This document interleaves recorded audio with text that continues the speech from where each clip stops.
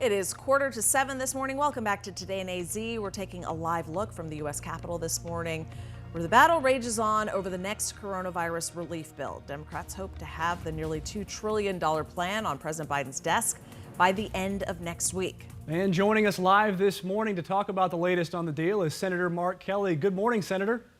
Good morning. Thank you for having me on. All right, thanks for being here. When it comes to the COVID relief deal, the Democrats are looking to get it done before next Sunday because that's when unemployment insurance and other jobless benefit programs run out.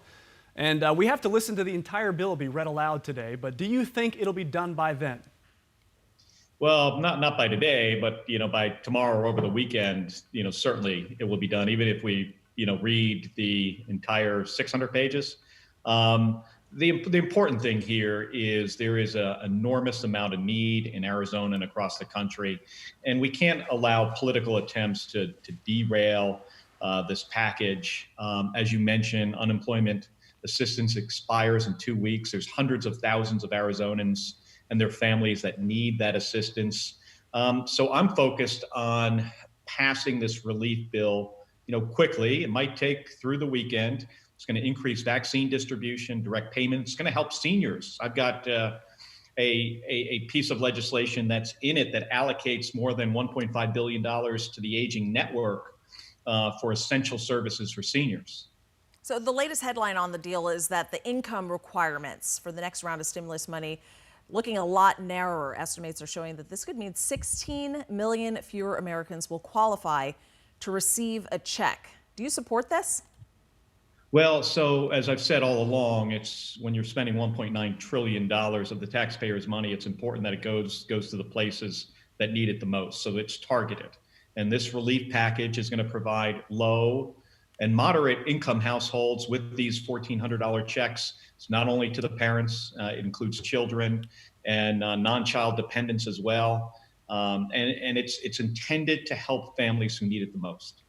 Raising the federal minimum wage to $15 an hour has been a sticking point in this deal, and the Senate parliamentarian recently said that minimum wage could not go in this proposal, but the vice president can overrule her.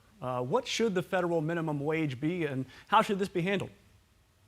Hey, as I've spoken to Arizonans over the last couple of years, and even before this, it is impossible for somebody to raise a family on the existing minimum wage. So, I mean, folks should not be struggling to make ends meet when they're working 40 hours a week. So the federal minimum wage needs to be raised. But right now, my focus is on this COVID-19 relief bill, getting it passed as fast as possible and getting help to Arizonans who really need it. Well, let's switch gears a bit, talking about kids in classrooms. As you know, yesterday, Governor Ducey issued an executive order calling for all schools to reopen for in-person learning by March 15th. You're a father, of course. Would you send your kids back to school right now? Hey, I was speaking to Kathy Hoffman, the superintendent of public instruction, over the weekend. We have 1.1 million school-aged children in Arizona, K through 12. I mean, we've lost touch with tens of thousands of them. Kids need to get back to school. How and when we do it, I feel should be up to school districts. This bill has $170 billion to help K through 12 schools and higher education institutions open for in-person learning. So it's critical. That's why this bill really matters. We still have a public health crisis. School districts, have the tools at their disposal to figure out when is the best time for them to do this. But I feel, we've got to get kids back in the classroom. We've got to make sure schools have the resources to do that. Well, Senator Kelly, let's talk about another bill now. The House voted on a bill to permanently ban uranium mining near Grand Canyon National Park. You and Senator Sinema introduced the Senate version of the bill last week. But Republican Representative Paul Gosar from right here in Arizona called this, quote, an open attack on northern Arizona mining and the hardworking people of my district, end quote. So why do you support the ban on uranium mining? Well, so it's because it's the Grand Canyon. We're a state that, our mining industry is incredibly important to jobs and to our economy. But we're talking about the Grand Canyon here. It is a treasure, not only for the state of Arizona, for our country, but for the planet. It attracts millions of visitors every year. which means, a multiple of millions of dollars to our economy every single year.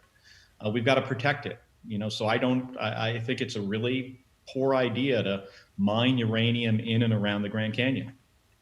Another big mining story in our state, talking about the San Carlos Apache tribe's fight to protect what they consider sacred ground in the Tonto National Forest. The land is scheduled to become one of the largest copper mines in the country. Senator John McCain, whose seat you now hold, supported the bill to allow it. President Biden hitting the brakes on it. What do you think about this one, the permanent ban? Well, so there was an economic impact statement. It's in the courts right now.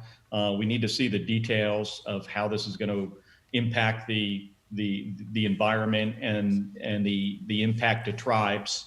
But at the same time, like I said previously, mining is an important industry to the state of Arizona. So this has to resolve itself in the courts and with the federal government. I'm interested to seeing what happens with the EIS if there's another one.